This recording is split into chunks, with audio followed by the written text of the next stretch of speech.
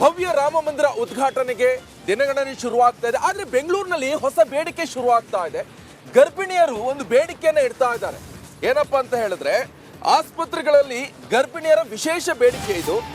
ರಾಮನಂತ ಮಗವನ್ನ ಪಡೆಯಲು ಗರ್ಭಿಣಿಯರು ಆಸೆಯನ್ನ ಪಡ್ತಾ ಇದ್ದಾರೆ. ಉದ್ಘಾಟನೆ ದಿನದಂದೇ ಡೆಲಿವರಿಗೆ ವಿಶೇಷ ಬೇಡಿಕೆಯನ್ನ ಗರ್ಭಿಣಿಯರು ಇಡ್ತಾ ಇರುವಂತದ್ದು. ಜನವರಿ 22ರಂದೇ ಡೆಲಿವರಿ ಡೇಟ್ಗೆ ಬೇಡಿಕೆಯನ್ನ ಇಡ್ತಾ ಇದ್ದಾರೆ. ಡಾಕ್ಟರ್ ಹತ್ರ ಇವರು ಕೇಳ್ಕೊಳ್ತಾ ಇದ್ದಾರೆ. ರಾಮನಂತ ಮಗ ನಮಗೂ ಕೂಡ ಹುಟ್ಲಿ. 22ನೇ ತಾರೀಕು ಅಯೋಧ್ಯೆ ರಾಮ ಮಂದಿರದಲ್ಲಿ ರಾಮ ಮಂದಿರ ಉದ್ಘಾಟನೆ ಆಗ್ತಾ ಇದೆ. ರಾಮಲಲ್ಲನ ಒಂದು ಬಾಲರಾಮನ ಪ್ರಾಣ ಪ್ರತಿಷ್ಠಾಪನಾ ಆಗ್ತಾ ಇದೆ.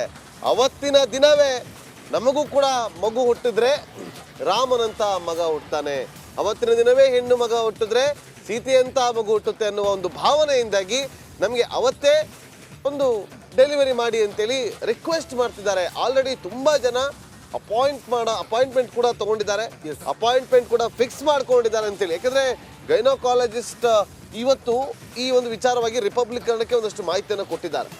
ಯಾಕೆಂತಂದ್ರೆ 22ನೇ ತಾರೀಕು ಉದ್ಘಾಟನೆ ಆಗ್ತಾ ಇದೆ. ದೇಶದಾದ್ಯಂತ ಸಂಭ್ರಮಾಚರಣೆ, 500 ವರ್ಷಗಳ ಹೋರಾಟ, ಶತಕೋಟಿ ಭಾರತೀಯರ ಒಂದು ಕನಸು ನನಸಾಗ್ತಾ ಇರುವಂತ ಕ್ಷಣ.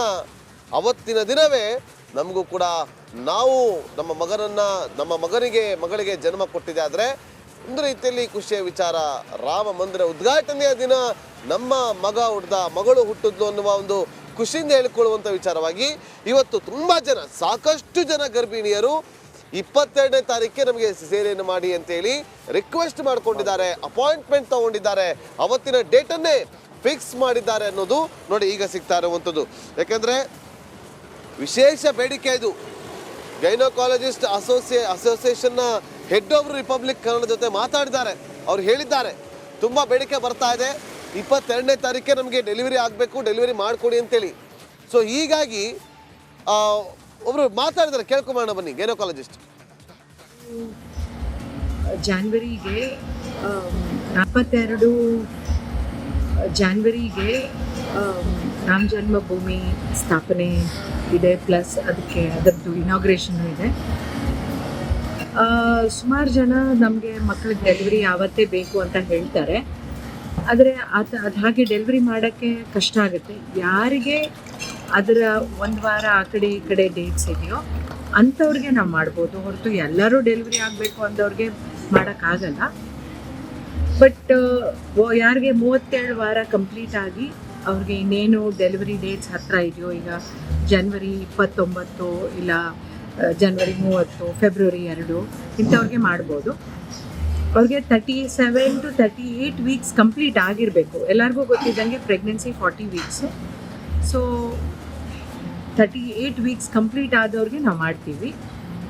ಮುಹೂರ್ತ ಹೌದು, ಒಳ್ಳೆಯ ದಿನ, ನಮಗೆ ಒಂದು ಐತಿಹಾಸಿಕ ದಿನ ಇದು, ನಿಜವಾಗ್ಲೂ ನಮಗೆ ಖುಷಿ ಕೊಡ್ತಾ ಇದೆ. ಆದರೆ ಅದನ್ನು ದುರುಪಯೋಗ ಪಡಿಸ್ಕೊಳಕ್ಕಾಗಲ್ಲ, ಎಲ್ಲರಿಗೂ ಮಾಡೋಕ್ಕಾಗಲ್ಲ. ಇದನ್ನು ಯಾರಿಗೆ ಇದು ಅನುಗುಣ ಆಗುತ್ತೆ, ಯಾರು ಈ ಒಂದು ಡೇಟ್ಸ್ ಇವ್ರದ್ದು ಈ ಟೈಮಲ್ಲಿ ಬರುತ್ತೆ ಅಂಥವ್ರಿಗೆ ನಾವು ಮಾಡ್ತೀವಿ.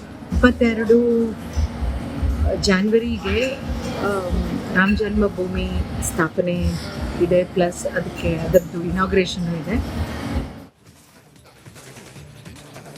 ನನ್ನ ಸಹೋದ್ಯೋಗಿ ವೀರೇಶ್ ಲೈವ್ನಲ್ಲಿ ಜಾಯ್ನ್ ಆಗಿದ್ದಾರೆ. ವೀರೇಶ್ ನೋಡಿ, ಡಿಮ್ಯಾಂಡ್ ನೋಡಿ 22ನೇ ತಾರೀಕಿಗೆ ನಮಗೆ ಡೆಲಿವರಿ ಮಾಡಿ ಅಂತೇಳಿ. ಸೊ ಏನು ಮಾಹಿತಿ ಇದೆ, ಎಷ್ಟು ಜನ ಇಲ್ಲಿವರೆಗೂ ಕೂಡ ಬೇಡಿಕೆ ಇಟ್ಟಿದ್ದಾರೆ? ವೀರೇಶ್, ಮಾಹಿತಿ ಕೊಡ್ಬೋದಾ?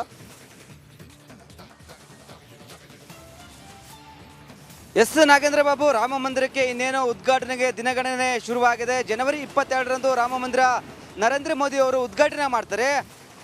ಈ ವೇಳೆ ಏನೋ ಸಿಟಿ ಮಂದಿ, ಅದು ಗರ್ಭಿಣಿಯರು ಅವತ್ತೇ ಡೆಲಿವರಿ ಮಾಡಿಕೊಡಲು ಮುಂದಾಗಿದ್ದಾರೆ. ಕೆಲವೊಂದು ಸ್ತ್ರೀ ತಜ್ಞರನ್ನ ಭೇಟಿ ಮಾಡ್ತಿದ್ರೆ ಆ ಡೇಟಿಗೆ ಇಂಚೆ ಮುಂಚೆ ಏನಾದರೂ ಡೆಲಿವರಿ ಮಾಡ್ಬೋದಾ ಜನವರಿ 22ಕ್ಕೆ ಎಂಬುದು ಸ್ತ್ರೀ ತಜ್ಞರ ಜೊತೆ ಈಗ ಗರ್ಭಿಣಿಯರು ಮತ್ತು ಅವ್ರ ಕುಟುಂಬಸ್ಥರು ಸಮಾಲೋಚನೆ ಮಾಡ್ತಿದ್ರೆ. ಯಾಕಂದರೆ ಅವತ್ತು ಜನವರಿ 22ಕ್ಕೆ ಡೆಲಿವರಿ ಆಯ್ತಂದರೆ ರಾಮನಂತೆ ಮಗ ಹುಡ್ತಾನೆ, ಸೀತೆನಂತೆ ಮಗಳು ಹುಡ್ತಾಳೆ ಎಂಬುದು ಈ ಒಂದು ಗರ್ಭಿಣಿಯರ ಮತ್ತು ಮಹಿಳೆಯರ ಅಭಿಪ್ರಾಯವಾಗಿದೆ.